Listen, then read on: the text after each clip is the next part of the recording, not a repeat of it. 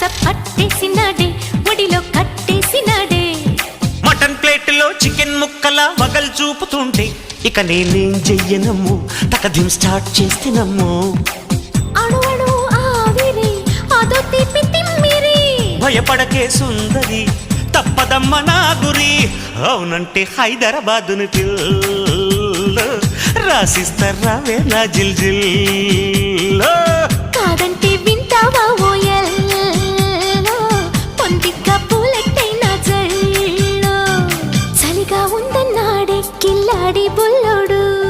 చలి చంపేస్తా ఉంటే ఏం చేయనే ముల్లమ్మా